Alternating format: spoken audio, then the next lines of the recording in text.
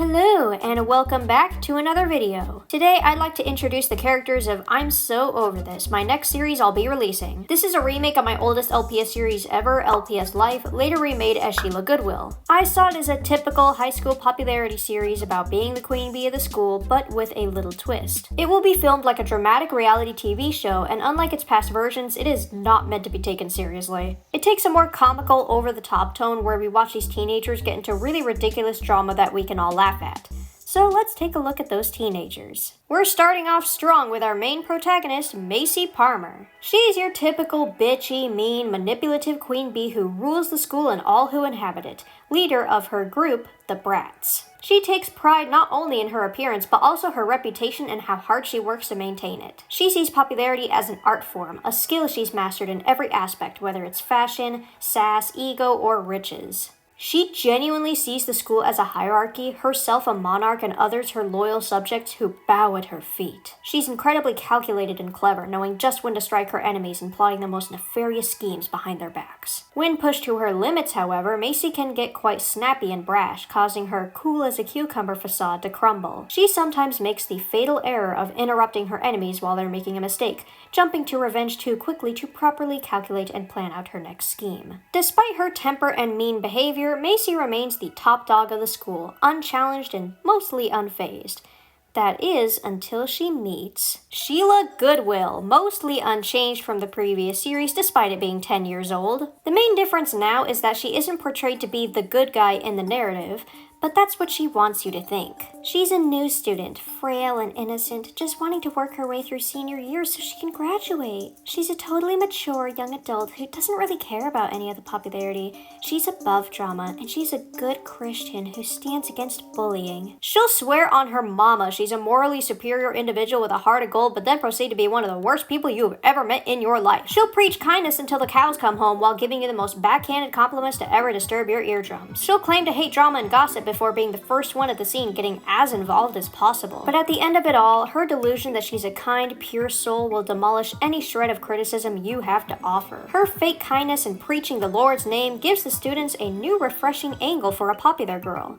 A nice one. And thus the competition between bad and bad but pretending to be good begins. Jenny Malcolm is Macy's trusty sidekick and best friend since middle school. They've been through thick and thin, being the most popular girls for years and having mastered their craft at this point. She stands as the co-leader of the Brats and is pretty much the only one who can stand toe-to-toe with Macy in terms of status. Jenny is the cheerleader of the group, always uplifting the others and giving them positive pep talks. But underneath all that bubbly, sunshiny energy lies a sense of insincerity. After all, she only encourages the group when it benefits her and Macy, and she hasn't really taken the time to bond with or get to know the members of her own squad. She's quite impulsive, often jumping to conclusions and wanting to get things done as quickly as possible, lacking the cold and calculated manipulation of Macy. She just tries to keep everything perfect within the group and follow her leader like a mindless drone, never questioning her morals or thinking about the consequences. Paige Long is one of the members of the Brats, and the most rebellious one at that. She finds this whole popularity shtick downright ridiculous, petty, and immature. She's focusing on getting into the University of Maine all the way across the country, starting a new life for herself and developing a solid future. Well, to Macy, that's just a bunch of gobbledygook for dorks and nerds who are too focused on growing up to really appreciate the gift of the present. Paige doesn't take anything she says seriously. She doesn't care what students in high school think about her when she's getting ready to graduate. She has her priorities straight, and she's constantly punished for it by her leader. In return, she'll often make jokes at Macy's expense, poking fun at the absurdity of high school popularity and how it really isn't important past middle school. Paige has been in this group since freshman year and is so over it, and yet she stays for her best friend. That being Beverly Sawyer, another member of the Brats. Joining in freshman year alongside Paige, Beverly is often deemed the voice of reason in the squad. She's like Jenny, where she wants peace within the group and tries to help everyone get along, but is much more thoughtful and genuine about it.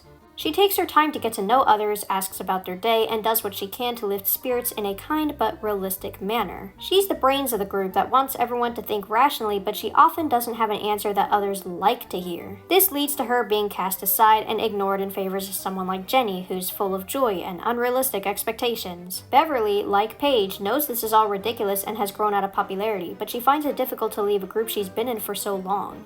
Deep down, she values the friendships she's made, and wouldn't want to lose them nor risk getting on Macy's bad side. She's smart, but not strong enough to use those smarts to do what's best for herself. Ginger Rome is an unfortunate soul who got swept up into the group just this year. Being the newest member, she's very easy for Macy to nitpick, especially because she takes it head on without trying to fight back.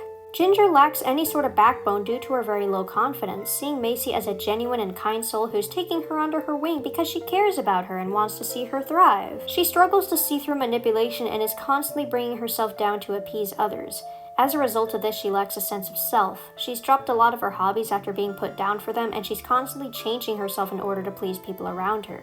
These changes and flip-flopping can often make others feel like she's being disingenuous, but it's not out of malice. Ginger just struggles to be confident and secure with herself and is constantly externalizing what she thinks other people want to see.